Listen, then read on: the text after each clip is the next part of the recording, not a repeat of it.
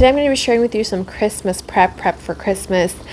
Here you can see I've already made the mango achar, and what I actually did was a couple days in advance I made this. I let it cool completely and I stored it in Ziploc bags and froze it, and then I took it out just to thaw and defrost and thaw, and it was actually just as good.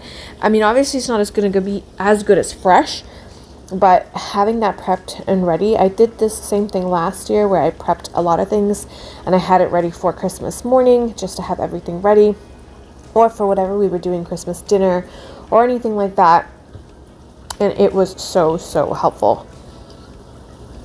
I actually went back and looked at that video recently because I needed to remind myself of what I did, because whatever it was so helpful that I had to do it again. So I have 4 onions here that I'm really finely dicing.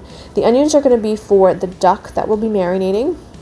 We'll be cutting up some duck and marinating it, placing it in the fridge to marinate overnight for Christmas lunch and dinner that we'll be having. Also, tons and tons of garlic. So I cut up those 4 onions. If you place the onions in the fridge, it seems to have it doesn't make you cry as much, even though I probably did shed some tears over those 4 onions. But place it in the fridge and it will help you with, whatever it is that makes you tear up with the onions. And I'm sitting here at this point to peel all this garlic. Now, what I was going to do, and what I did last year, and what I was going to do was just peel my garlic and then just use what I needed for today and leave the whole cloves and put them in the fridge. Unfortunately, I put on J. Morrell and I was watching her and I ended up grating all the cloves of garlic. So I did freeze some of the cloves of garlic, so it would be better to use when cooking as opposed to just leaving it in the fridge for a couple of days. And here I have my duck. Now this is not the same type of duck that you would actually typically make curry duck with, but it is close enough. It's the only thing we can get. So I use it. It's a really tender duck, actually. It actually just falls apart really easily if you've ever had like curry duck.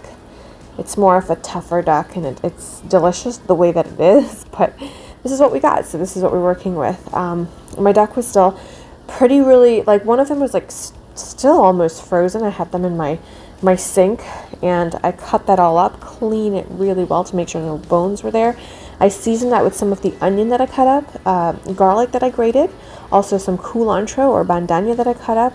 I also added curry and jeera powder, and I added a little bit of amchar masala because I had those spices on hand, so I just added a very little bit, and I mixed everything up really well in a really big bowl. This is going to go in the fridge to marinate, and I'm going to double or triple or quadruple foil this, and even foil the bottom. I had Lysol at the bottom there just to make sure it's nice and clean, because this is going to go into my refrigerator.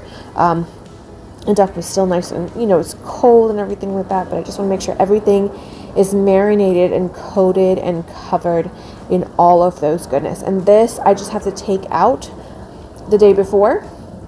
And the morning off, I just have to take it off, let it come to room temperature, and then we're going to curry that up. So it's so easy to have that already prepped and finished. Another thing too is, as this is sitting and marinating, the longer it marinates, the more flavor you'll get from it as well. So that is a plus as well. So it's just to have these things prepped and ready to go. We're also going to be making a black cake today.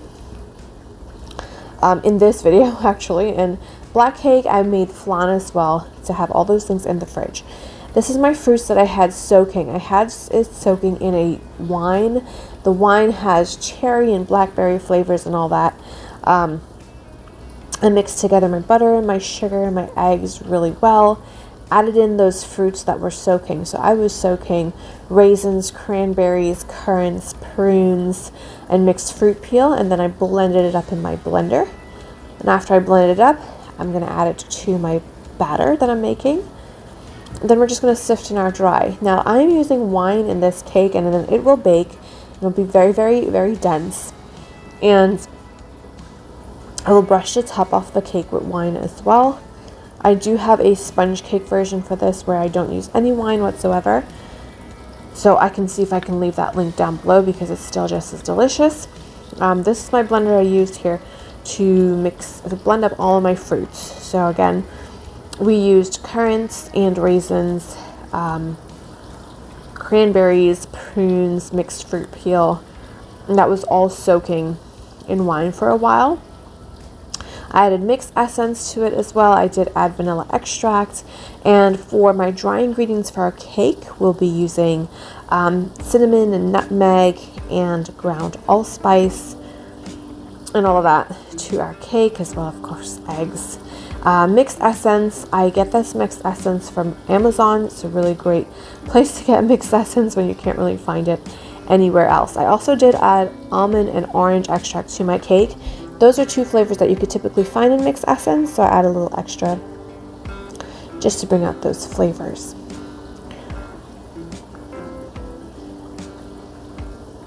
My oven would be preheated and to 350, and I would just go ahead and sift in my dry ingredients, which would be my flour, my baking powder, and all of my lovely spices, my cinnamon and my nutmeg. And you can even add cloves to this if you want, allspice, all of that good stuff. I'm just going to sift it in. And then I was actually planning on doing 2 cake pans with this. I ended up just using one because I buttered and floured 2 cake pans because it's like, this is a lot of batter. But what ended up happening, I just used the big one.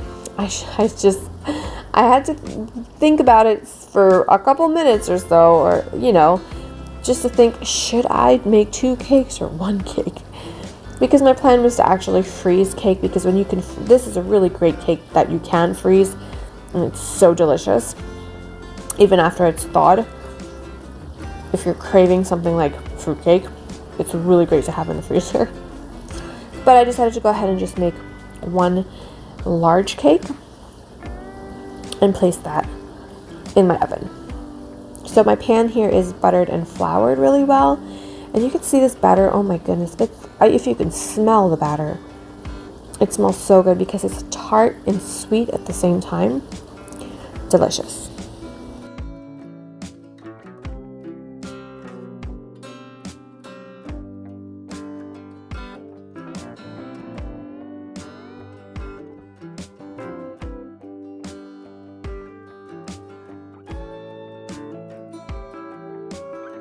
So do you guys do any kind of prep for your Christmas or holidays or anything like that?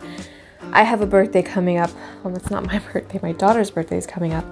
So I try to get whatever I can get done whenever I can get it done. And I feel like just having those things organized and prepared ahead of time makes it so much easier. You know, you can utilize your freezer to help you.